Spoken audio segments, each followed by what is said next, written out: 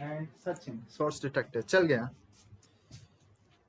Kind of. हाँ, आपके पास chapter है यहाँ पे इलेक्ट्रिक चार्जेस एंड फील्ड। कोई बताएगा इस चैप्टर में पॉसिबली हम क्या पढ़ सकते हैं? एनीवन? सबसे पहले इलेक्ट्रिक चार्जेस के बारे में पढ़ेंगे, चार्ज क्या है, कैसे काम करता है, क्या प्रॉपर्टीज होती हैं, उसमें हाफ चैप्टर निकल जाएगा। फिर इलेक्ट्रिक फील्ड, आपने 11th क्लास में गलती से ग्रेविटेशन फील्ड सुना होगा, तो ये भी एक फील्ड ही है जिसका खेत से कोई लेना देना नहीं है। तो यहाँ पे लिखिए electric field and charges, I hope सबको पता हो। Electric field and charges, sorry electric charges and field. First you have to study about charge and then fields. तो नाम काफ़ी बड़ा हो जाता है, आगे से देख लेना, मैं इसे ही क्या बोलूँगा, चल जाएगा। नेक्स्ट हेडिंग डालिए सबसे पहले इलेक्ट्रिक चार्ज और सिंपली अ चार्ज।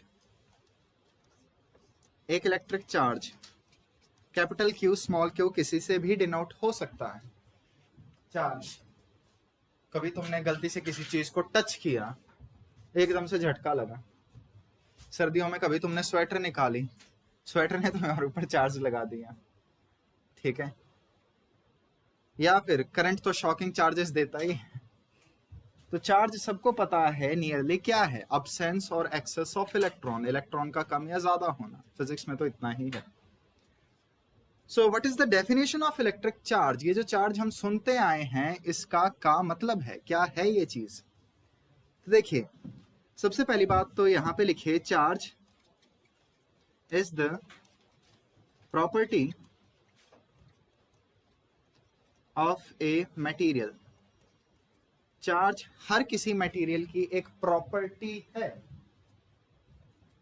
यानी बोले तो हर किसी के पास चार्ज वाली प्रॉपर्टी आएगी, ठीक है। Due to which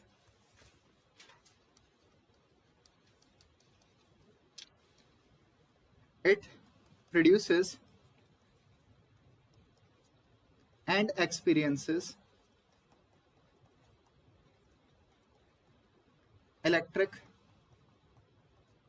and anyone, किसी को डेफिनेशन याद हो? Electric and magnetic effects. देखिए अटेंडेंस हो चुकी बच्चा? कहाँ पे रजिस्टर? पता नहीं सर, रजिस्टर या पेज वगैरह आया हो, ले गए थे क्या कोई? लास्ट किसने साइन किए थे? केमिस्ट्री वाले सर ले गए होंगे तो शायद। हाँ भाई देखिए, करंट फ्लो जब करता है तो वो एक इलेक्ट्रिक इफेक्ट है, और करंट का रीजन क्या है? चार्ज। मैग्नेटिक फील्ड हो गई, 10th क्लास में पढ़ के आए होगे, एसी जनरेटर डीसी जनरेटर, वो भी करंट की वजह से आते हैं, वो भी चार्जेस की वजह से आते हैं। तो एक चार्ज क्या कर सकता है? It can create electric and magnetic effects. तो नियरली आपको फर्स्ट 7 चैप्टर्स में ये सारी चीजें बताई जाएंगी कि इलेक्ट्रिक इफेक्ट क्या है और मैग्नेटिक इफेक्ट क्या है।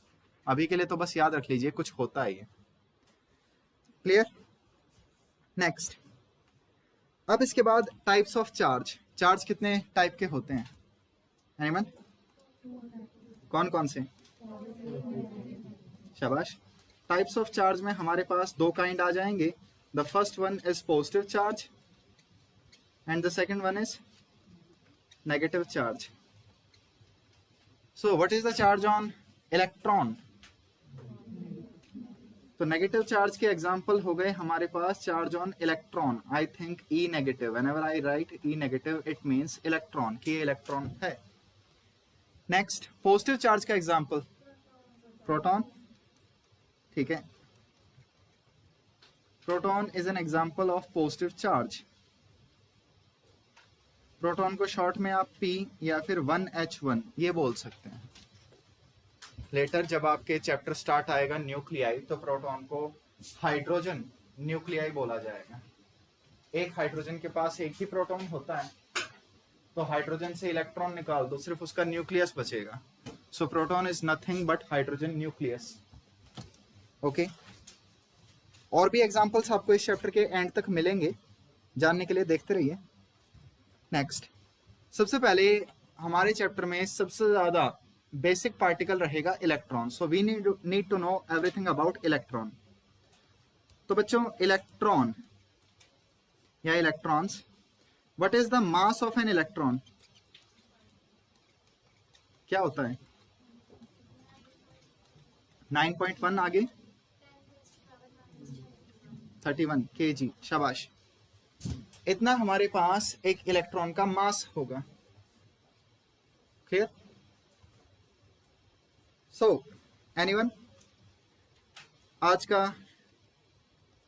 12th क्लास का first question, how many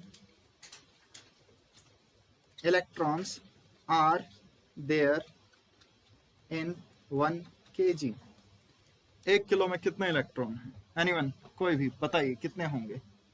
answer है काफी ज्यादा लेकिन एग्जैक्ट आंसर नहीं है, बताइए।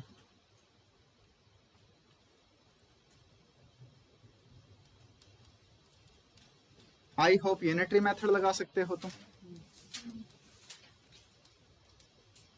कि 9.1 10⁻⁻31 एक इलेक्ट्रॉन का है, तो 1 kg में कितने आएंगे?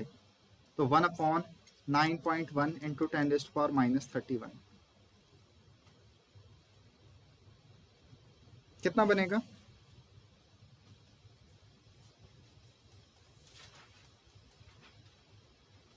Nearly 1.1 into 10⁻30. So here by this data we can easily see that mass of an electron is negligible. एक इलेक्ट्रॉन का जो मास है वो है बट नेग्लिजिबल है, तो mass of electron is negligible. कई जगह जब हम बॉडी के मास निकालेंगे तो वहां पे हम देखेंगे ही नहीं इसके पास कितना इलेक्ट्रॉन है, क्यों? क्योंकि उसका मास मैटर नहीं करेगा उतना। नेक्स्ट, किसी बच्चे को डाउट हो यहाँ? आई थिंक 10th क्लास में कुछ ऐसा पढ़ा होगा, शायद गजनी बन गए होगे, याद नहीं होगा, लेकिन पढ़ा था कुछ ऐसा। So we have next term is magnitude of charge on electron. आपके पास जो एक इलेक्ट्रॉन होता है, इसके ऊपर जो भी चार्ज की वैल्यू होगी, मैग्नीट्यूड होगा, that will be represented by e. So e की वैल्यू, एनीवन? शाबाश। And what is the unit of charge? Coulombs. शाबाश। तो आई थिंक ये यूनिट डायमेंशन ये बताना जरूरी नहीं है, जहां पे जरूरत पड़ेगी वहां मैं बता दूंगा। 1.6 10⁻⁻19 ये हमारे पास E की वैल्यू है। Now be very careful, her answer आपको आगे से E की टर्म्स में देना होगा। सो what is charge on electron? E की टर्म्स में QE। Anyone? Charge on electron E। Answer सही है? नहीं, एक इलेक्ट्रॉन पे कितना चार्ज है, क्वेश्चन मेरा ये है। ओके, काफी असली हो, -E। तो charge on electron is -E, -1.6 into 10⁻⁻19 coulomb. ये मेरा क्वेश्चन था। तो हर जगह 1.6 10⁻⁻19 नहीं पुट किया जाएगा, आंसर्स E की टर्म्स में दिए जाएंगे, और E एक मैग्नीट्यूड है, इसका आंसर पॉजिटिव ही होगा। इसके आगे पॉजिटिव नेगेटिव लगाओगे, उसके हिसाब से डिस्क्राइब होगा। सो what is the charge on a proton? E या फिर +E? तो आई थिंक आप लोगों को ये E क्या है चीज क्लियर हो गई होगी।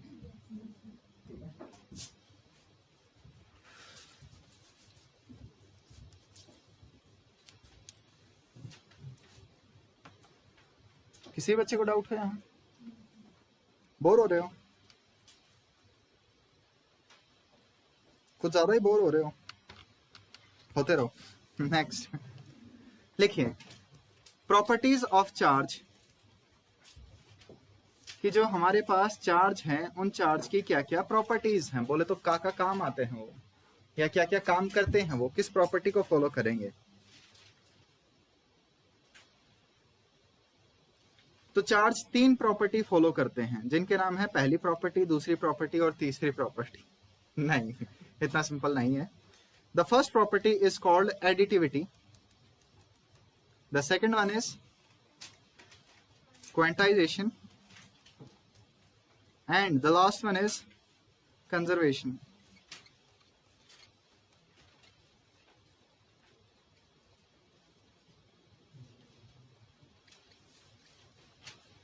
तो चार्जेस के पास ये 3 प्रॉपर्टी होती हैं, मतलब होती तो काफी सारी हैं, हमें इन 3 के बारे में ध्यान रखना है। So first of all we have additivity of charge. Additivity terms come from addition. Charge कैसी क्वांटिटी है, स्केलर या वेक्टर? स्केलर। चार्ज के पास डायरेक्शन तो नहीं होती। कोई भी बताता है चार्ज की वैल्यू इतनी है तो तुम पूछते हो इतनी कहाँ पे है, कितने जा रहा है? नहीं, उसकी डायरेक्शन मैटर नहीं करते। तो यहाँ पे सबसे पहला पॉइंट इसमें लिखिए, charge is a scalar quantity.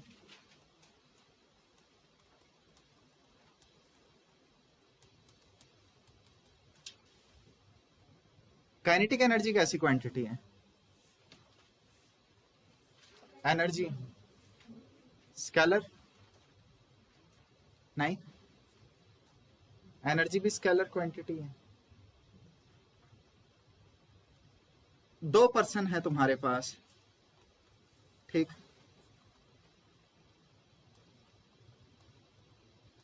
दो पर्सन है, दोनों भाग रहे हैं। एक की काइनेटिक एनर्जी हो गई 10 जूल, एक की काइनेटिक एनर्जी हो गई 1000 joule. What is the total kinetic energy? के टोटल, एनीवन? चलो, काफी खतरनाक क्वेश्चन है, मैं तुम्हारी दुविधा समझ सकता हूं। 0 में 0 ऐड हुए, 1 में 0 ऐड हुआ, नेक्स्ट आई थिंक इतना आंसर आएगा। सो काइनेटिक एनर्जी को मैंने डायरेक्टली ऐड कर दिया विदाउट थिंकिंग कि कितने जा रहे हैं, because kinetic energy is a scalar quantity. Scalar quantities can be added with their signs. Scalar quantity को डायरेक्टली ऐड सब्ट्रैक्ट कर सकते हो तुम लोग, and this property is called additivity. Clear? तो यहां पे what does this property states, that total charge is sum of, is algebraic. कर लो, एल्जेब्रा याद है? एल्जेब्रिक का मतलब with signs. Total charge is algebraic sum of individual charges.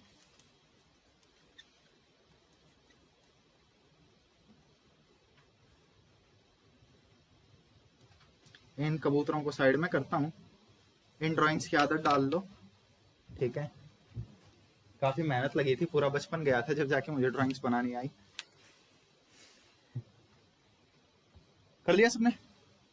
Next देखिए, यहां पे हमारे पास मान लीजिए 3 बॉडीज हैं।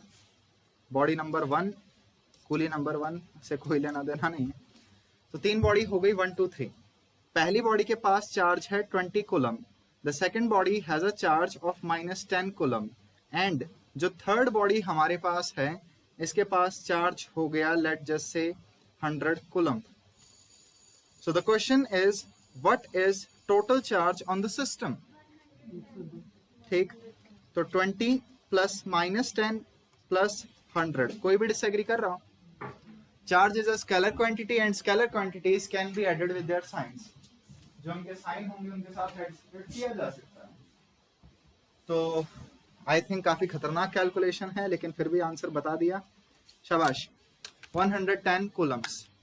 This property of charges is called additivity. वैसे तो काफी बेसिक प्रॉपर्टी दिख रही होगी, लेकिन जब आगे वेक्टर आएंगे तब आपको समझ में आ जाएगा कि ये कुछ ज्यादा इजी थी। किसी भी बच्चे को डाउट हो? Next, the second property, quantization.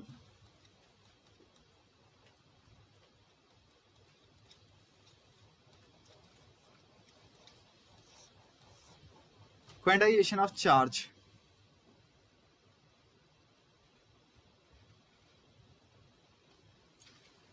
देखिए, सबसे पहले हम कुछ एग्जांपल्स लेते हैं। यहाँ पे कोई मेरे जितने परफेक्ट सर्कल बनाओ जल्दी से। तो आपके पास क्या है? यहाँ पे एक अकेली बॉडी है। We have a single body and it is a neutral body.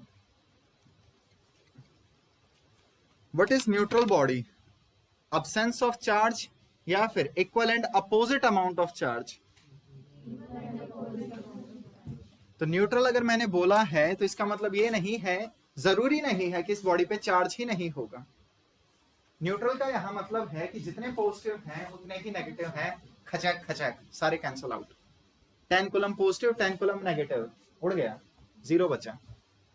तो हमारे पास क्या हो गई? एक न्यूट्रल बॉडी हो गई, न्यूट्रल कंडक्टिंग बॉडी, ये आप मान सकते हैं। और इस बॉडी का मास हो गया m। किसी भी बॉडी पे अगर चार्ज लाना है then it can be done only by electrons in physics. Physics में ये सिर्फ इलेक्ट्रॉन्स की हेल्प से होगा, हम आयंस वगैरह में नहीं घुसेंगे। मेटल्स हमारे पास होंगे, तो मेटल पे जो चार्जेस आते हैं, इंसुलेटर्स पे जो चार्जेस आते हैं, वो इलेक्ट्रॉन्स की वजह से आएंगे। सो आई कैन ओनली ऐड और रिमूव इलेक्ट्रॉन। तो मैंने क्या किया? मैंने इस बॉडी से एक इलेक्ट्रॉन ले लिया। आई रिमूव्ड अ सिंगल इलेक्ट्रॉन। तो जैसे ही मैं इससे एक इलेक्ट्रॉन रिमूव करूंगा, इस बॉडी पे कितना चार्ज आएगा? प्लस ई। इस बॉडी से मैंने एक और इलेक्ट्रॉन रिमूव कर दिया, प्लस 2e। एक और इलेक्ट्रॉन रिमूव कर दिया, इलेक्ट्रॉन में रिमूव करते जा रहा हूं, इस पे पॉजिटिव चार्ज आ रहा है। इलेक्ट्रॉन नेगेटिव चार्ज है, नेगेटिव चार्ज जा रहा है, कम हो रहा है, तो पॉजिटिव चार्ज डोमिनेट करेगा या नहीं? नेक्स्ट, लेट जस्ट से मैंने इस बॉडी से n इलेक्ट्रॉन्स रिमूव कर दिए। आई रिमूव्ड n इलेक्ट्रॉन्स। तो एक इलेक्ट्रॉन के जाने से चार्ज आता है e। कितने इलेक्ट्रॉन गए हैं? n। सो चार्ज इस पे आएगा Ne and the charge will be positive. इस केस में पॉजिटिव ही चार्ज होगा क्योंकि मैंने इलेक्ट्रॉन रिमूव किए हैं। Next, in the second case, second scenario, मैंने क्या किया? इलेक्ट्रॉन ऐड करने शुरू कर दिए। मैंने एक इलेक्ट्रॉन एक्स्ट्रा डाल दिया, कैसा चार्ज आएगा? नेगेटिव। एक और negative, negative, negative, negative, negative. मैंने यहां पे n इलेक्ट्रॉन्स डाल दिए, तो कितना चार्ज आएगा इस बॉडी पे? Minus Ne। As you can see, this E is a magnitude and this negative sign over it represents electron। तो जब भी मैं E लिख रहा हूं वो पॉजिटिव ही होगा या नहीं? अब आप एक चीज बताइए यहां पे, what is a positive charge? What is a positive charge? What is the definition of positive charge? तो दोनों में से लेफ्ट या राइट किस बॉडी के ऊपर पॉजिटिव चार्ज है? लेफ्ट या राइट? काफी मुश्किल क्वेश्चन है। Left. So the left has a deficiency of, किसकी कमी है यहां पे? Electrons. The right one has excess of. So according to the definition, deficiency of electrons causes positive charge। अगर किसी बॉडी के पास इलेक्ट्रॉन नहीं है तो उस पर पॉजिटिव चार्ज आएगा, या उस पर इलेक्ट्रॉन्स की कमी है तो उस पर पॉजिटिव चार्ज आएगा। कोई डिसएग्री कर रहा हो? ये डेफिनेशन हो गई पॉजिटिव चार्ज की। And negative charge, excess of electrons is या causes negative charge। क्लियर है? स्प्राइट की तरह क्लियर है या माउंटेन ड्यू? कौन सी ज्यादा क्लियर होती है? वैसे प्योर वाटर ज्यादा क्लियर होता है, लेकिन उससे ज्यादा क्लियर एयर होती है। घूमते रह जाओगे, चुपचाप आंसर बताओ यहाँ पे। किसी को कोई डाउट हो? एनीवन? Okay, next. मैं अगर इस क्लास की स्ट्रेंथ पूछूं, इस क्लास में कितने बच्चे हैं, तो तुम्हारा आंसर होगा 19, 20, 21, 5, 4, 1। कोई 2.5 बोल सकता है? 1.5, 3.5, 9:45, 11:15? क्योंकि बच्चे हमेशा एग्जैक्ट इंटीजर्स में प्रेजेंट होंगे, they can not be in fractions. छोटे से पैदा हुए बच्चे को भी क्लास में ले आओ, वो पूरा ही काउंट होगा। ये नहीं कह सकते इसकी टिकट नहीं लगेगी, ठीक है? He will be counted as a complete citizen. तो वैसे ही या तो एक इलेक्ट्रॉन जाएगा या नहीं जाएगा, आएगा नहीं आएगा, ये नहीं है आधा इथे आधा उथे, होगा तो पूरा ही होगा। The work will be done in quantums. तो आपके पास एक चीज होती है and it is called quantum. Quantum का मीनिंग है पैकेट। अगर तुम लोग मार्केट से दूध लाते हो पैकेट वाला, so you can bring 1 packet, 2 packet, 3 packet. ये नहीं है कि आधा काट के दे दे बीच में से, नहीं कर सकते ऐसा। पैकेट में ही दूध आएगा। The milk will come in quantums. ये मत बोलना मैं तो भैंस का डायरेक्टली लेता हूं, पिटोगे, ठीक है? पैकेट वाले की यहां बात हो रही है। So in the end what is quantization of charge? किसी भी बॉडी के ऊपर जो चार्ज होगा वो किसका मल्टीपल है? Charge on electron. तो लिखे यहां से the total charge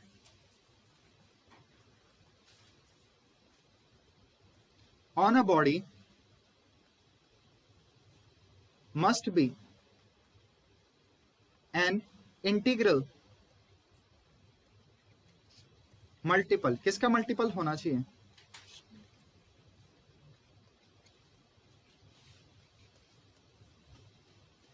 That is Q is equal to NE। आप इसे ऐसे भी लिख सकते हो, Q is equal to plus minus NE। But when I say N is an integer, N can automatically be positive or negative or even 0. So this formula here, Q is equal to NA, this formula mathematically represents quantization of charge।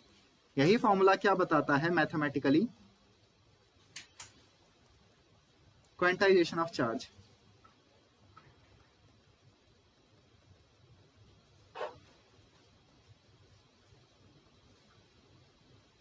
Quantization of charge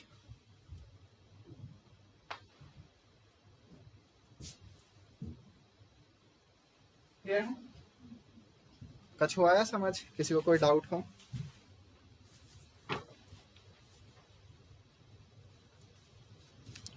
ठीक है, question करते हैं। Find the charge on 1 kg of electrons. आपके पास 1 kilo electron है, देख लेना क्या भाव मिल रहे हैं। आपके पास 1 kg इलेक्ट्रॉन्स के हैं एंड आपको बताना है उन पे कितना चार्ज होगा।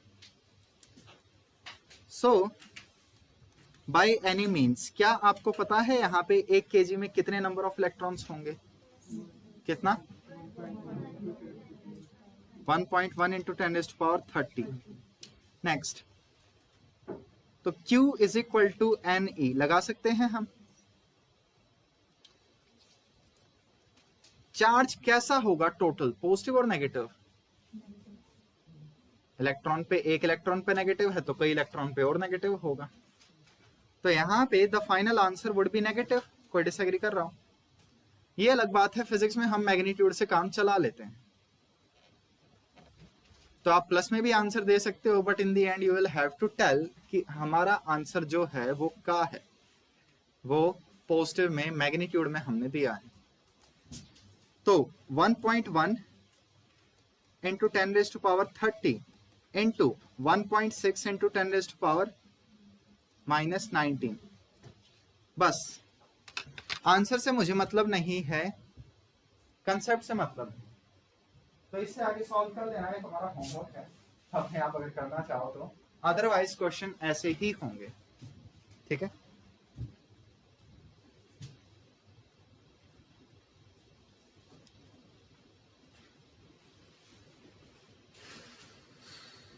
नंबर ऑफ मोल्स याद है, कैसे निकालते हैं?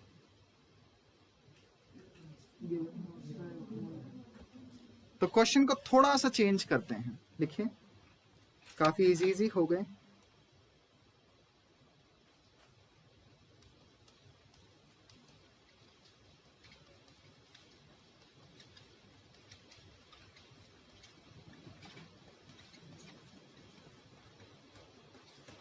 आपके पास वाटर H2O इसका 18 ग्राम प्रेजेंट है। You will have to tell कि इसके अंदर टोटल पॉजिटिव चार्ज कितना है। H2O एक मॉलिक्यूल है और मॉलिक्यूल्स पे नेट चार्ज 0 होता है, बट हमें नेट चार्ज नहीं बताना, पॉजिटिव चार्ज बताना है। जितना पॉजिटिव होगा उतना ही नेगेटिव होगा, इसलिए ओवरऑल 0 होगा। ट्राई करना चाहोगे? कितने नंबर ऑफ मोल्स हैं? 1। एक मोल में कितने पार्टिकल्स मॉलिक्यूल्स होते हैं? Avogadro number. डेटा से मतलब नहीं है, डेटा के लिए सिंबल बता दिया करो चाहे तो। So I think first of all I can say in hair कि हमारे पास नंबर ऑफ मोल्स होंगे 18 ग्राम बाय 18, दैट इज 1। एक ही मोल होगा। नेक्स्ट, फिर नंबर ऑफ मॉलिक्यूल्स कितने होंगे? Na 6.022 10⁻23, that is Avogadro number. यही था, बेशक केमिस्ट्री बेकार गई हो लेकिन ऐसा कुछ याद तो होगा था। ओके, कोई नहीं। केमिस्ट्री में नींद आती थी या मैं ही था जिसे आती है? हद है, कोई रिस्पॉन्स नहीं। देखिए नेक्स्ट, हाँ बच्चे, H2O हाइड्रोजन का एटॉमिक नंबर 1, यानी हाइड्रोजन के पास एक प्रोटॉन एक इलेक्ट्रॉन होगा, एक हाइड्रोजन के पास।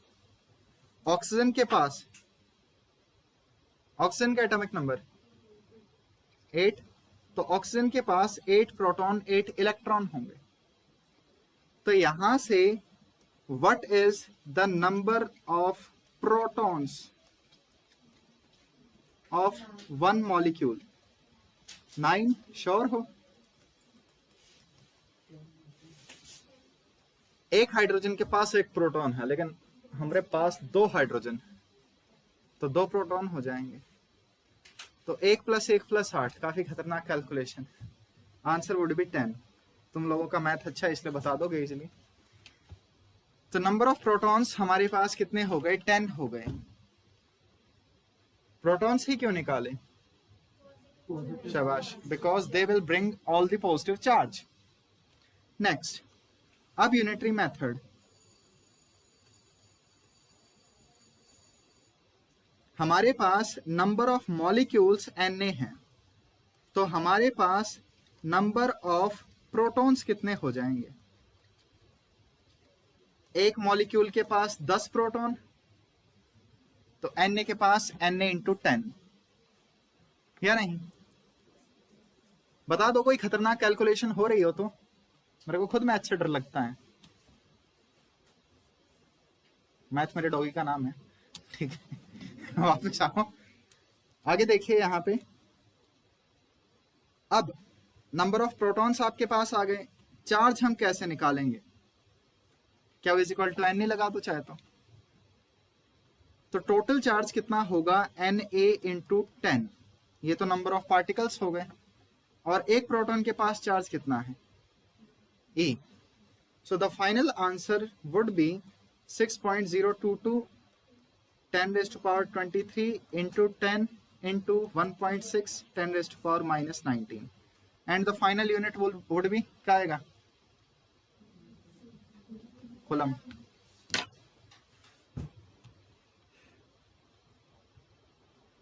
किसी बच्चे को डाउट हो? क्या हो गया, फिजिक्स बोरिंग हो गई क्या?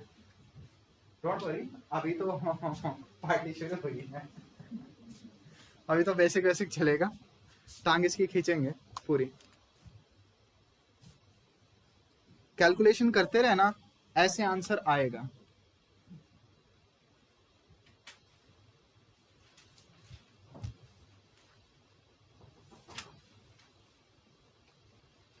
ओके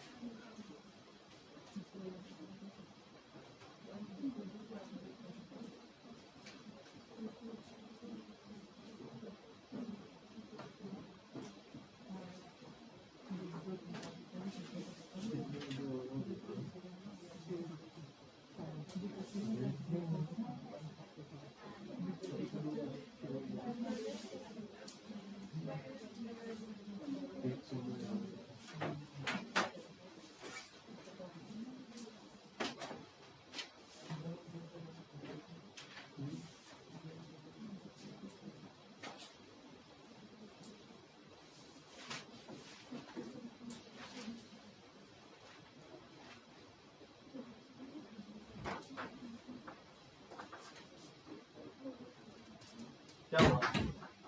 ऐसे ठीक है, बोर्ड पे ही ठीक था.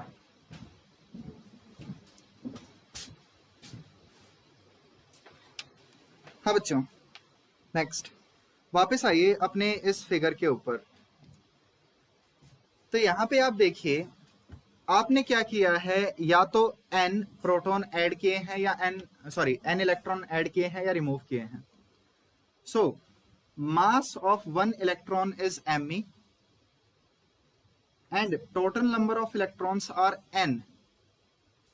So mass of all electrons, जितने भी इलेक्ट्रॉन्स आपके पास थे उन सब का मास इस फॉर्मूले से दिया जाएगा, total mass of electrons only. Let just call it delta m.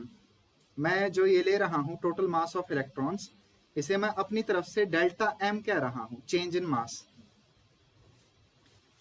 अब एक चीज बताइए, एक बॉडी ने इलेक्ट्रॉन लूज कर दिए, उसके इलेक्ट्रॉन गुम हो गए, तो उस बॉडी के मास पे क्या इफेक्ट पड़ेगा? Same, increase, decrease?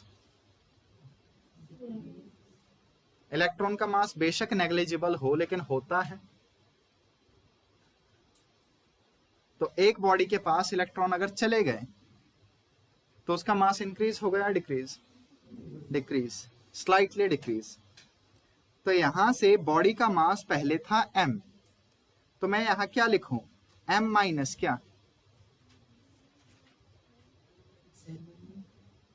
m minus nme, ये बोल दीजिए कितने इलेक्ट्रॉन आपने निकाले हैं.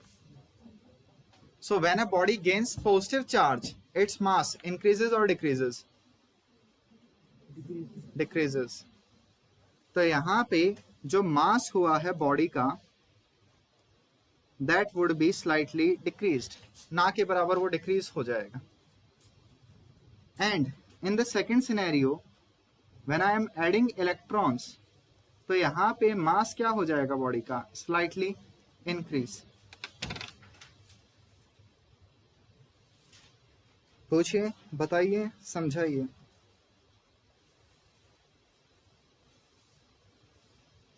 Anyone? बोलिए, किसी को कोई डाउट हो? कोई डाउट नहीं है? क्यों, पढ़ते नहीं हो? Next, so the final question, can charge exist without mass? क्या आपके पास कोई ऐसा चार्ज हो सकता है जिसके पास मास ना हो? क्योंकि मिनिमम चार्ज हमारे पास क्या था? इलेक्ट्रॉन का। तो चार्ज हम देख रहे थे किसी भी बॉडी पे आने का रीजन दैट वाज इलेक्ट्रॉन, और इलेक्ट्रॉन के पास मास है। सो यहाँ पे हमारे पास कुछ स्टेटमेंट्स बनती हैं जिन्हें आप नोट कर लीजिए। Charge can not exist without anyone? Mass. बिना मास के चार्ज नहीं आ सकता, नहीं आएगा। But mass can exist without charge. True या फॉल्स? एग्जाम्पल? शाबाश। नहीं बच्चे, न्यूट्रल बॉडी के पास चार्ज होते हैं, जितने प्रोटॉन उतने ही इलेक्ट्रॉन, तो उस पर चार्ज है, नेट जीरो है। कोई और एग्जाम्पल दीजिए। Neutral body is not a good example. कोई ऐसी बॉडी जिसके पास चार्ज ही नहीं है। नोबल गैस के पास प्रोटॉन इलेक्ट्रॉन होते हैं, उनके पास एटॉमिक नंबर होते हैं। मास कैन एग्जिस्ट विदाउट चार्ज। कोई भी ऐसा एग्जाम्पल जिसपे चार्ज ही नहीं है। नेट की तो मैं बात ही नहीं कर रहा। न्यूट्रॉन, प्रोटॉन हो गए, इलेक्ट्रॉन हो गए, न्यूट्रॉन ने क्या उखाड़ा है तुम्हारा? ठीक है, भैंस को अंडा मार दिया। क्यों नाम नहीं ले रहे इसका? ठीक है, अच्छा है न्यूट्रॉन भी। Neutron is neutral and it doesn't even have a single charge. इसके पास चार्ज ही नहीं है। सो यहां पे हमने दो बात नोट की है। क्या क्या? चार्ज आएगा तो मास आएगा, मास आएगा तो चार्ज हो भी सकता है, नहीं भी हो सकता। ठीक, पक्का? पूछिए। नेक्स्ट, लास्ट प्रॉपर्टी बोलिए। सब बढ़िया, बताओ। कंजर्वेशन, किसका conservation? Of charge. So what does conservation means?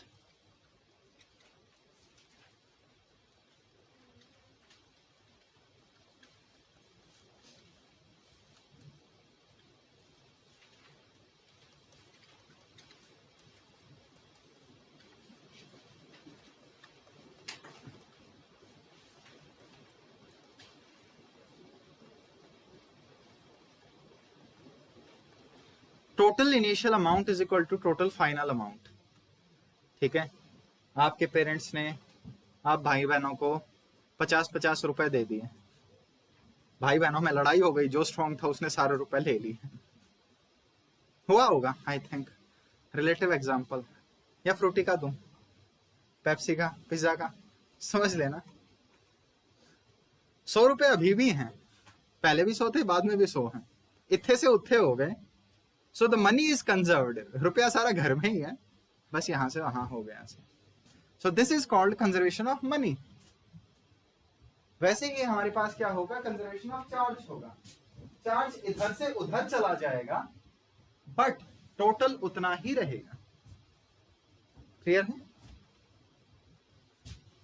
नहीं क्लियर? श्योर हो? ओके, हद है। काफी अजीब अजीब एग्जाम्पल शक्ल बना रहे हो, लगता है लॉकडाउन में पूरा साल ऐसे ही निकाल दिया। इट्स लाइक एक प्रिजनर जेल से बाहर आया है और उसे समझ नहीं आ रहा कि बाहर की दुनिया कैसी थी। कोई नहीं, अपनी ऑटोबायोग्राफी में मुझे भी मेंशन कर देना। वापस आओ, देखो हमारे पास एक क्वेश्चन है। तो क्वेश्चन सिंपल ही है। आपके पास दो बॉडीज हैं,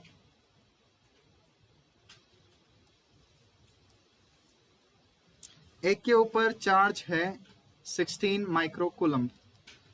कूलम बहुत ज्यादा चार्ज हो जाता है, इसलिए हम माइक्रोज में रखेंगे प्रैक्टिकली। और आपके पास एक दूसरी बॉडी है जिसके ऊपर चार्ज है -8 माइक्रो कूलम। नेक्स्ट, आपने क्या किया?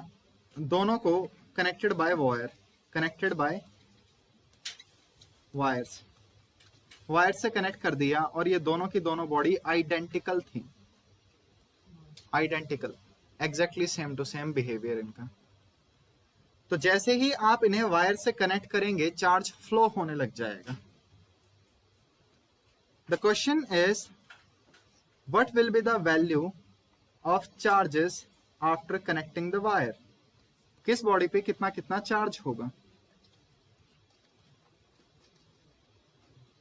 सो आई थिंक मैं कह सकता हूं दोनों बॉडीज पे फाइनल चार्ज इक्वल होगा, क्योंकि आइडेंटिकल हैं, बराबर हैं, एक जैसा चार्ज मिलेगा। बाकी अगर अलग अलग होती किसको कितना चार्ज जाता, ये जानने के लिए अगला चैप्टर पढ़ते रहिए, उसमें एक्सप्लेन हो जाएगा किस बॉडी को कितना चार्ज मिलेगा। अभी के लिए लेट जस्ट से दोनों पे क्यू क्यू आएगा, मत पूछो क्यों आएगा। तो दोनों बॉडीज पे चार्जेस है q and q. What will be the value of q Q.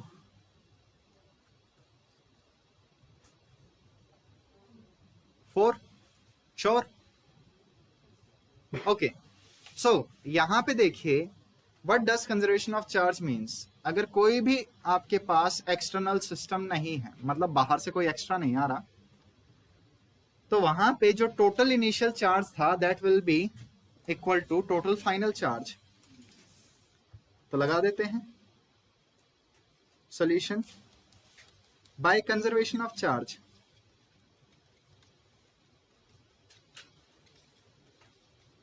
Bye conservation of charge total initial charge is equal to total final charge of the system। मेरी राइटिंग समझने में थोड़ी बहुत दिक्कत हो सकती है।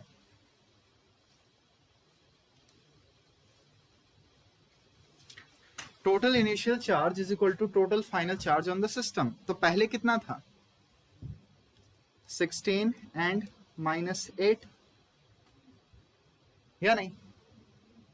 बाद में कितना है Q and Q, दोनों पे क्यू क्यू। तो आई थिंक आई कैन से 8, 16 में से 8 के 8 बचेंगे, इज इक्वल टू 2 क्यू। जल्दी से बताइए 8 को अगर हम 2 से डिवाइड करेंगे कितना आंसर आएगा 4। शाबाश, बिना इसके कर दिया। Q is equal to 4। तो दोनों बॉडीज को 4 माइक्रोकूलम चार्जेस मिल जाएंगे, या नहीं।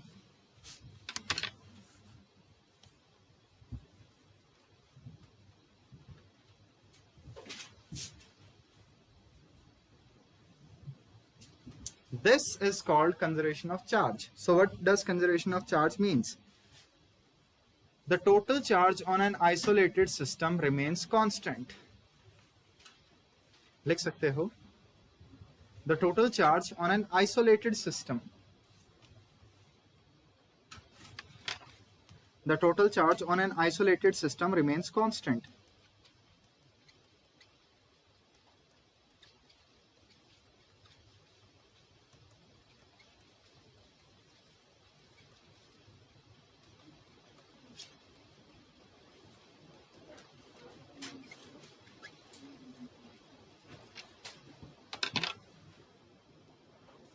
Okay.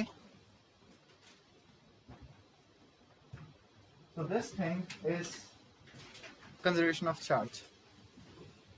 किसी को डाउट हो यहाँ?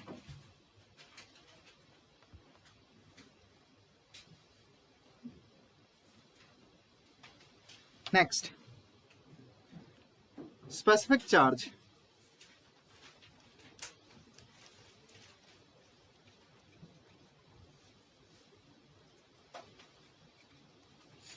गैस करो what is specific charge. Q by M, symbols के क्या मीनिंग होंगे? शाबाश। So specific charge is nothing but it is charge per unit mass. So it is charge divided by mass.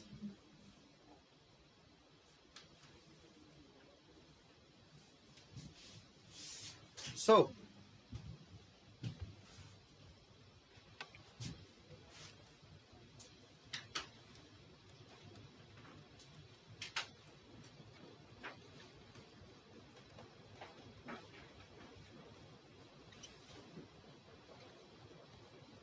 find specific charge of electron.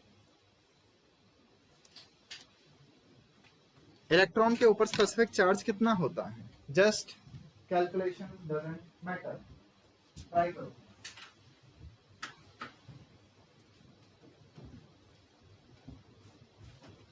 Anyone?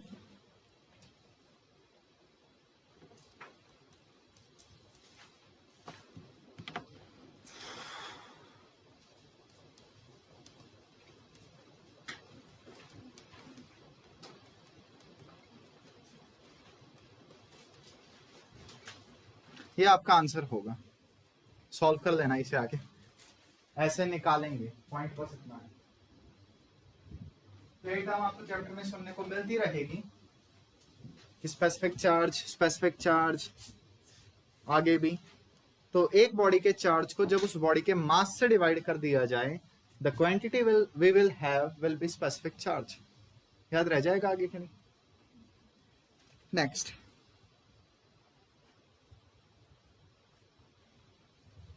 अब यहां पे लिखिए heading variance of mass.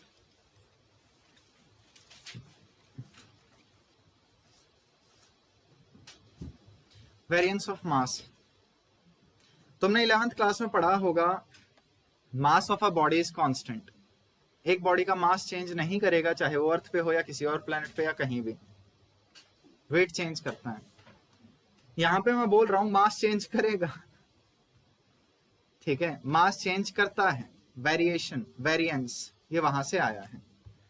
तो सबसे पहली चीज तो मैं यहां पे बोल दूं, this is from theory of relativity. ये जो एक साइंटिस्ट थे उन्होंने ये थ्योरी दी है। कौन से साइंटिस्ट होंगे? ओके, बाल बनाने की जरूरत नहीं पड़ी। ये वाले हमारे साइंटिस्ट थे, इनके बाल तुमने देखे होंगे, मैं व्हाइट कलर के बना था लेकिन यू नो स्क्रीन भी व्हाइट है। तो एक साइंटिस्ट थे आइंस्टाइन, उन्होंने थ्योरी ऑफ रिलेटिविटी दी। According to him, when speed of body increases, ठीक है, इट्स मास ऑल्सो इंक्रीजेस। आपके और किसी भी चैप्टर में क्वेश्चन आए, यू जस्ट हैव टू से कि मास चेंज नहीं होगा, क्योंकि थ्योरी ऑफ रिलेटिविटी हमारे सिलेबस में नहीं है। लेकिन यहाँ एक पॉइंट होता है जो एक्सप्लेन करना जरूरी है। तो वेरिएंस ऑफ मास क्या कहता है? क्या कहता है ये कि अगर एक बॉडी रनिंग मोशन में है तो उसका मास चेंज करेगा। दुनिया के लोग पागल हैं, सुबह सुबह रनिंग करके आते हैं वेट कम करने के लिए। यहाँ तो उल्टा हो रहा है।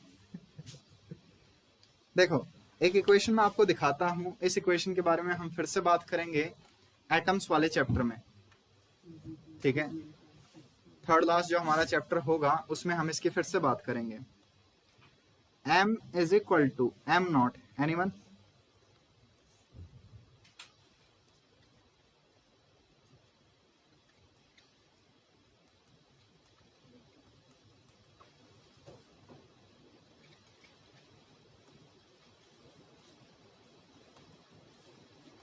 आप अभी बैठे हैं तो आपका जो मास है उसे आप m नॉट कहेंगे, you are at rest so your mass is m nought. लेकिन आप मूव करने लग गए v स्पीड से, तो जैसे जैसे आप मूव करेंगे आपका मास इंक्रीज होता जाएगा स्पीड के अकॉर्डिंग। तो आपके पास स्पीड आई, आपका मास इंक्रीज हो जाएगा। मान लीजिए आप में से किसी ने स्पीड पिक कर ली c, तो जैसे ही आपकी स्पीड ऑफ लाइट के इक्वल हुई, आई थिंक सबको याद हो सी स्पीड ऑफ लाइट है, तो यहां से v बाई सी कितना बन जाएगा? 1, and 1 minus 1 would be 0 and your mass would be infinite. Nothing can be equal to और near by speed of light. Speed of light इतनी ज्यादा वैल्यू है कि इसके आसपास कोई जा ही नहीं सकता।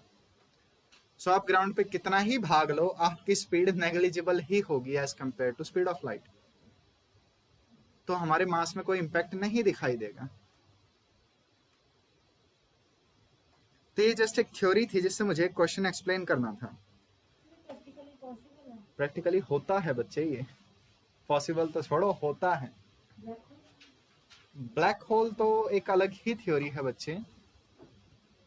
मान लीजिए आपके पास कोई स्पेसशिप है और वो काफी फास्ट मूव कर रही है, तो उसका मास इंक्रीज हो जाएगा, उसके लिए टाइम स्लो हो जाएगा। उसकी लेंथ छोटी हो जाएगी। तो ये सारा रिलेटिव है, इसीलिए ये रिलेटिविटी में जाता है। फिजिक्स काफी डीप है, काफी इंटरेस्टिंग है, अगर इंटरेस्ट लो तो। मूवी देखी है इंटरस्टेलर? कैसे बच्चे हो तुम लोग, मूवी भी नहीं देखते, क्या होगा तुम्हारा? पोगो देखते हो? शिनचैन किस पे आता है? हंगामा। हद है, कोई नहीं। और डोरेमोन भी उसी पे आता है। हमारे यहाँ तो 1-2 चैनल ही होते थे, जबरदस्ती वही देखने पड़ते थे। कोई नहीं। तो ये आपके पास है m is equal to M nought upon this values. ये इतना ही था, बस तुम्हें ये चीज याद रखनी है। When the speed will increase, the mass will vary, the mass will change. This is called variance of mass. बस इसके बाद दोबारा नहीं करेंगे, सो इसलिए दोबारा मत पूछना। अब डालिए invariance of charge.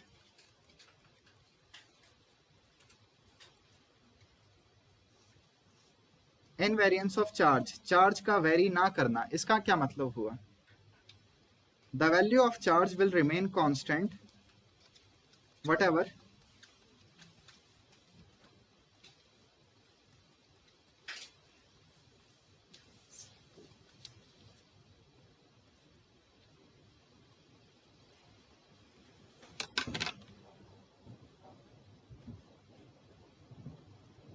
Invariance of charge, charge की वैल्यू उतनी ही रहेगी, चाहे बॉडी रेस्ट में हो, मोशन में हो, घूम रही हो, कुछ भी कर रही हो, चार्ज चेंज नहीं होता।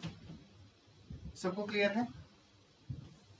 सो अब जल्दी से एक क्वेश्चन सोच समझ के बता दीजिए। Speed of a body is increasing. एक बॉडी की स्पीड इंक्रीज हो रही है। इट्स स्पेसिफिक चार्ज, उसका जो स्पेसिफिक चार्ज होगा उस पर क्या इंपैक्ट पड़ेगा? इंक्रीज, डिक्रीज, कांस्टेंट, को नहीं दे रहा, नहीं पता, कम होगा। Specific charge Q by M, Q पे तो इंपैक्ट नहीं पड़ता, मास पे पड़ता है। शाबाश।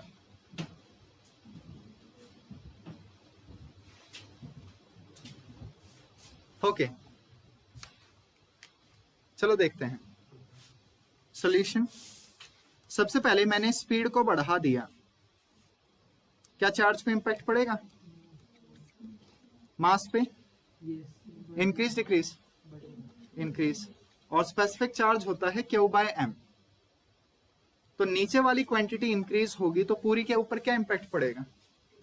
डिक्रीज। डिनोमिनेटर जितना बड़ा होगा उतनी कम वैल्यू होगी। So I can say specific charge decreases.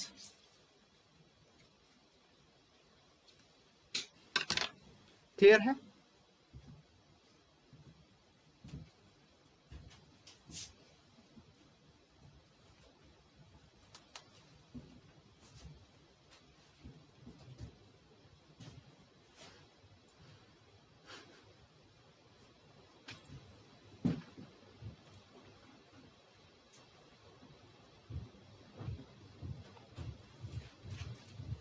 कर लिया? नेक्स्ट, अगली हेडिंग आ रही है methods of charging.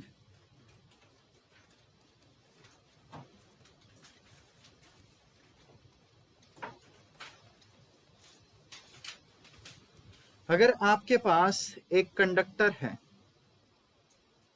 I don't mean बस का कंडक्टर, अगर आपके पास एक कंडक्टिंग बॉडी है और आपको उसे पॉजिटिव नेगेटिव कैसा ही चार्ज देना है, इवन आपके पास एक इंसुलेटर है उसे आपको चार्ज देना है, so what methods can you use? कैसे उसे चार्ज दे सकते हो? Anyone? So the first method is called induction. Sorry, induction लिखोगे? इंडक्शन लिख दो। The first method is called induction, second one anyone? Conduction and नहीं बच्चे, कन्वेक्शन नहीं, कन्वेक्शन अलग चीज है, कन्वेक्शन हीट में आती है। और सोचिए दिमाग, रेडिएशन भी हीट में ही आती है। यहाँ पे हमारे पास होगा फ्रिक्शन, सर्दी में जाड़ा लगता है, इस चीज से भी चार्जेस आते हैं।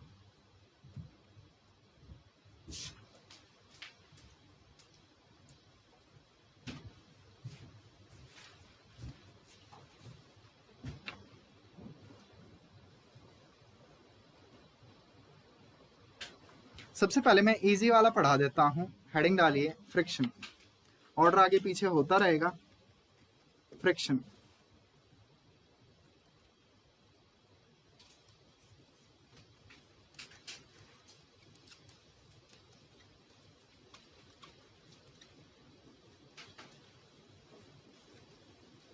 फ्रिक्शन मेथड जो है ये आप इंसुलेटर्स के लिए यूज करते हैं, नॉट फॉर कंडक्टर्स।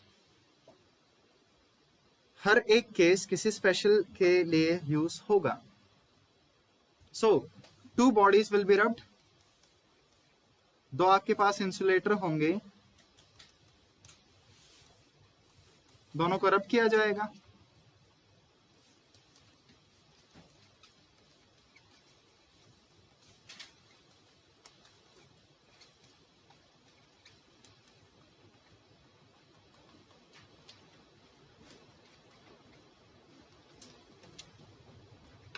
ये लाइन थोड़ी सी फनी है।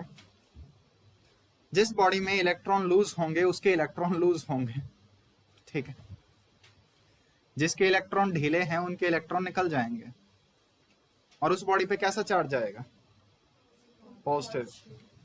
अगर किसी के इलेक्ट्रॉन जा रहे हैं तो उसके ऊपर पॉजिटिव चार्ज आएगा। The deficiency of electrons causes positive charge. तुमने वो केसेस सुने होंगे, कभी ट्राई किया है? एक स्केल ली, सिर से रगड़ दी पेज उठाने की कोशिश की। That is charging by friction. Scale, glass, plastic, ये तुम्हारा इंसुलेटर ही तो है। जो ऑयल है ये भी इंसुलेटर ही है। तुम देखते हो किस बच्चे ने ज्यादा तेल लगा रखा है उसी के सिर से रगड़ेंगे। और अगर ऐसा एक्सपेरिमेंट नहीं किया तो तुम काफी सीधे साधे बच्चे हो तो ये इंसुलेटर्स के लिए यूज होता है। यहाँ पे आपको कुछ एग्जाम्पल्स याद करने होंगे। तो वेलकम टू 12th क्लास स्वागत नहीं करेंगे आपका और यहाँ पे मैं आपको एनसीईआरटी की शक्ल भी दिखा दूं, अगर मेरे को दिख जाए तो। 1 मिनट रुकिए, ई पैक है, ठीक है, फिर आप तो जब आप एनसीईआरटी खोलेंगे तो खोलते ही बंद कर देंगे, मुझे पता है शक्ल उसकी ज़्यादा अच्छी नहीं है, लेकिन क्या करें, करना पड़ता है।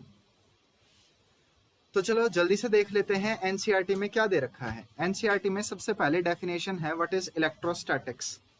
इलेक्ट्रोस्टैटिक्स क्या है? तो इलेक्ट्रोस्टैटिक्स मैं लिखवाता हूँ इसकी डेफिनेशन जब पहले 2 चैप्टर पूरे हो जाते हैं, ताकि बच्चे को पता चले ये क्या था जो हमने पढ़ा है। स्टैटिक्स, एनीवन गैस कीजिए क्या होगा? Charges at rest. Electrostatics, statics rest होता है और इलेक्ट्रो चार्जेस की तरफ रेफर करता है। इस चैप्टर में और अगले चैप्टर में आप देखेंगे चार्जेस रेस्ट पे रहेंगे, आलसी हैं वो, कहीं नहीं जाएंगे, ठीक है। तो ये दोनों चैप्टर कंबाइनली इलेक्ट्रोस्टैटिक यूनिट कहलाते हैं। और इसमें 2 चैप्टर हो गए, electric charges and field and electrostatic potential and capacitance, 2 chapter हैं इसमें कंबाइनली। तो ये डेफिनेशन हम लास्ट में यूज करेंगे जब तक तुम्हारे समझ भी आ जाएगी। फिर इसके बाद दे रखा है इलेक्ट्रिक चार्ज, ये क्या बला है? तो यहाँ पे समझाया गया है कि इलेक्ट्रॉन का नाम इलेक्ट्रॉन क्यों पड़ा, एम्बर क्या था, चार्जेस कैसे बिहेव करते हैं, कैसे अट्रैक्ट कैसे रिपेल करते हैं, ये सारी चीजें तुम्हें समझ में आ जाएंगी by the end of chapter. NCERT की कोई सीक्वेंस नहीं है। नेक्स्ट, जो हमें एग्जाम्पल करने हैं वो हमारे यहाँ इस पेज पे दे रखे हैं, एग्जाम्पल्स ऑफ फ्रिक्शन। तो मैं सेकंड पेज यहाँ पे उठा के कॉपी पेस्ट करूंगा।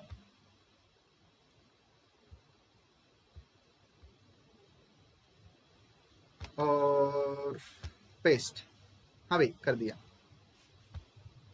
तो कुछ पॉइंट्स तुम अपनी अपनी कॉपी में नोट कर लो। एग्जाम्पल बहुत सारे हैं लेकिन तुम्हें सारे नहीं करने, सो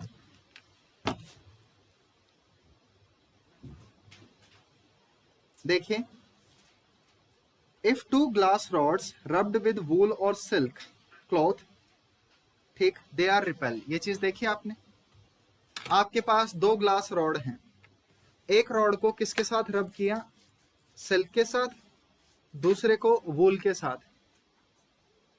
तो जब भी आप दो इंसुलेटर्स को रब करेंगे क्या होगा, एक के इलेक्ट्रॉन दूसरे पे चले जाएंगे, जिसके इलेक्ट्रॉन लूज हैं वो लूज कर देंगे, जिसके टाइट हैं उसके पास आ जाएंगे और एक्स्ट्रा।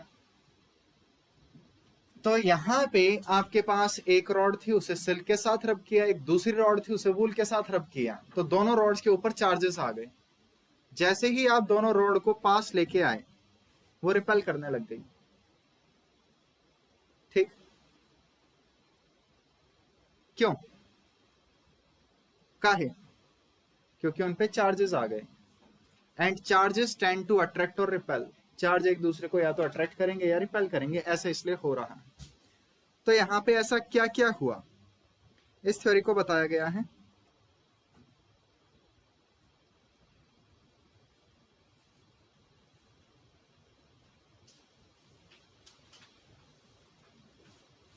एक मिनट रुकिए।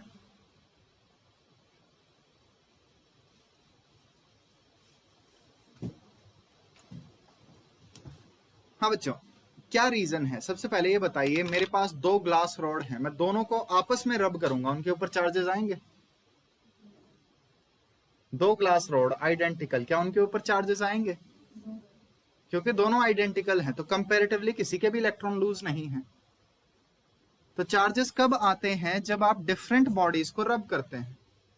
नेक्स्ट, मेरे पास एक आयरन की रॉड है और एक कॉपर की रॉड हो गई, मैं इन्हें रब कर रहा हूं, क्या चार्जेस आएंगे, क्यों नहीं, क्यों नहीं आएंगे, दोनों कंडक्टर हैं।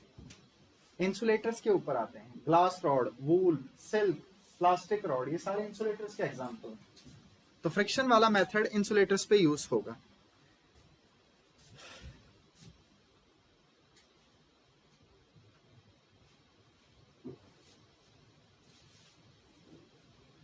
नेक्स्ट, सो यहां पे आइए और कुछ स्टेटमेंट्स नोट कीजिए। एनसीईआरटी की रीडिंग तुम लोग खुद ले सकते हो थोड़ी बहुत, इस पैराग्राफ को पढ़ लेना, यहां पे फ्रिक्शन एक्सप्लेन कर रखा है,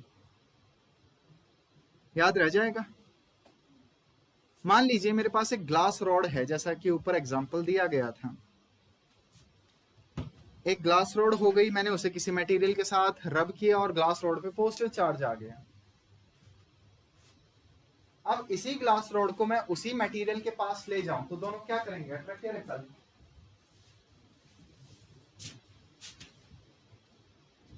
आपके पास ग्लास है, आपके पास सिल्क है, दोनों को रब किया, किसी एक पे पॉजिटिव चार्ज आएगा, दूसरे पे क्या आएगा, तो दोनों आपस में क्या करेंगे, अट्रैक्ट, अट्रैक्ट।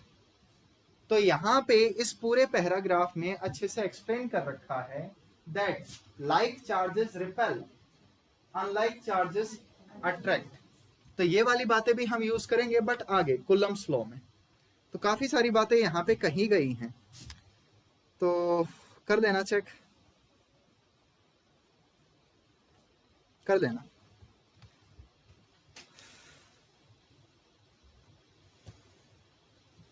ह्यूमन बॉडी क्या है, कंडक्टर या इंसुलेटर, कंडक्टर।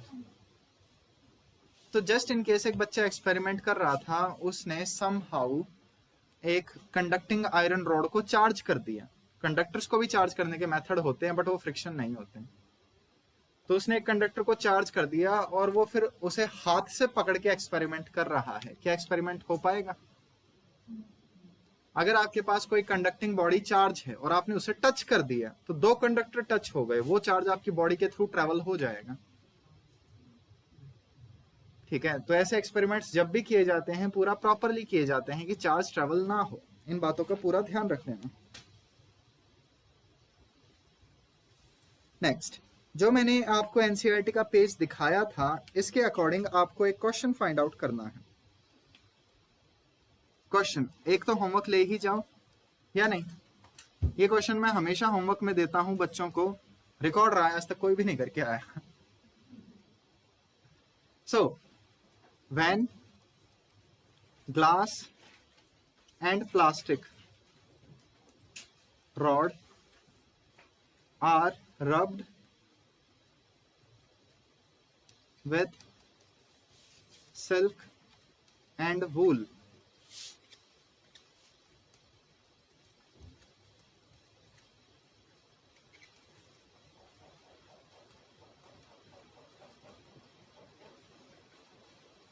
तो ये जो मैंने आपको पैराग्राफ दिखाया था, इसमें अच्छे से दिखा भी रखा है डायग्रामेटिकली ऊपर कि किस पे पॉजिटिव नेगेटिव चार्ज आएगा। बाकी एक गूगल सर्च जो बता दें आंसर। नहीं, क्वेश्चन मेरा ये है, आपके पास ग्लास रोड है, आपने उसे वूल के साथ रब किया, सिल्क के साथ रब किया, किस केस में ग्लास रोड पे पॉजिटिव नेगेटिव चार्ज आएंगे? आपके पास प्लास्टिक रॉड है, आपने उसे सिल्क से रब किया, वूल से रब किया, किस पे पॉजिटिव नेगेटिव चार्जेस आएंगे? शाबाश, तो चेक कर लेना। शाबाश, अभी देखा है डायग्राम से या याद था बच्चे? पता था, ठीक है, अच्छी बात है। तुम लोग देख लेना, बुक में एक दो जगह यूज हुए हैं, तो थोड़ा बहुत तो होमवर्क बनता है। वैसे तो मैं बच्चों को कैलकुलेशन भी दे देता हूँ कि घर से ये करके आना, वो भी नहीं करके आते, ठीक है, इतने आलसी हैं। कोई बात नहीं। तो फ्रिक्शन सबको क्लियर हुआ? The next example is conduction. Sorry, next example नहीं है, नेक्स्ट मेथड है। सो व्हाट इज कंडक्शन? क्या है ये कंडक्शन? कंडक्टर बन के बस में टिकट काटना इज कॉल्ड कंडक्शन। क्या है कंडक्शन? शाबाश, conductors allow charges to travel from them, ठीक है, and charging conducting bodies is called conduction. Conductors को यूज करके चार्ज देना विल बी कंडक्शन, ठीक।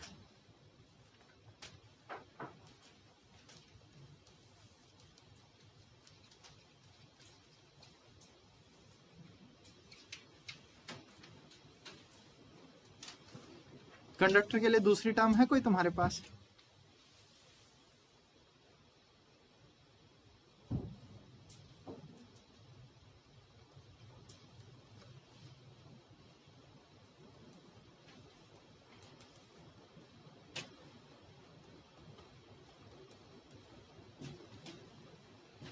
किसी भी बॉडी को किसी कंडक्टर के हेल्प से, कंडक्टर के साथ टच कर देना, उस बॉडी के ऊपर चार्जेस ले आएगा।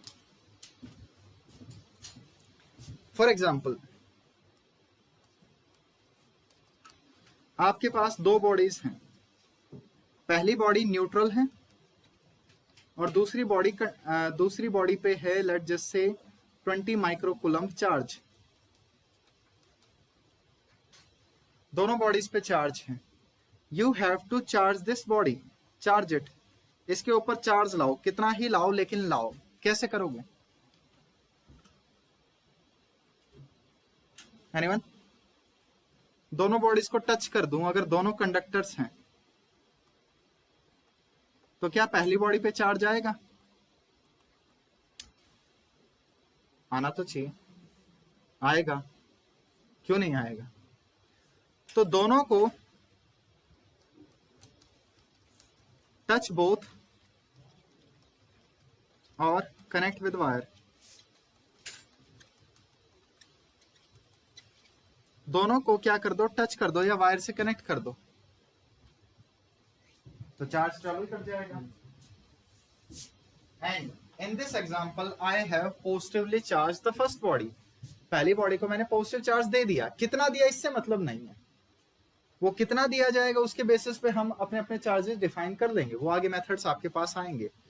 तो यहाँ पे जो चार्जिंग हुई है it is by conduction. Clear हुआ? तुम लोगों को करंट लगता है, बॉडी किस वजह से चार्ज होती है, कौन सा मेथड है? कंडक्शन, ठीक है। Next, and the final case here would be induction. ठीक,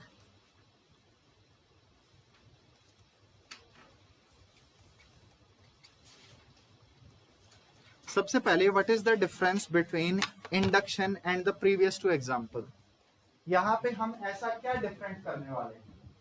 तो यहाँ पे हम दोनों बॉडीज को टच नहीं करेंगे.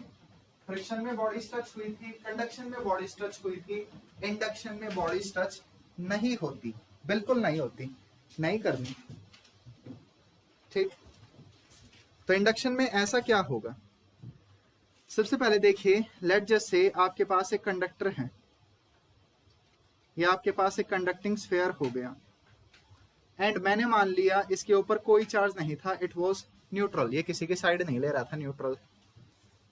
और फिर मैंने यहां पे एक रॉड ली और इस रॉड पे पॉजिटिव चार्ज है. तो जो हमारे पास ये कंडक्टिंग बॉडी है, इसे क्या दिखेगा? Positive charge. इसके इलेक्ट्रॉन्स कहेंगे पार्टी पार्टी. तो इसके इलेक्ट्रॉन्स क्या हो जाएंगे?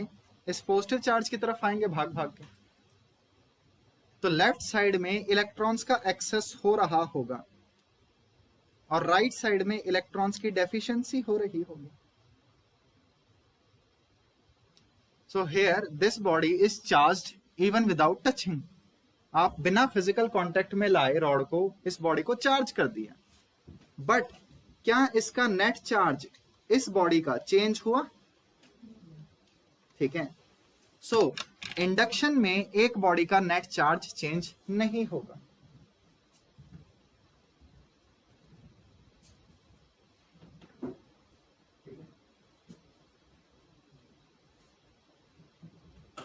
इस पॉइंट को आगे डिटेल में पढ़ेंगे, गोल्ड लीफ इलेक्ट्रोस्कोप वगैरह, वहां पे ये तीनों मेथड कंडक्शन इंडक्शन यूज होते रहेंगे.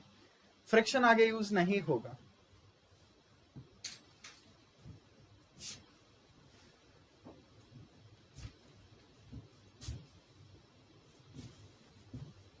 आई थिंक आज के लिए इतना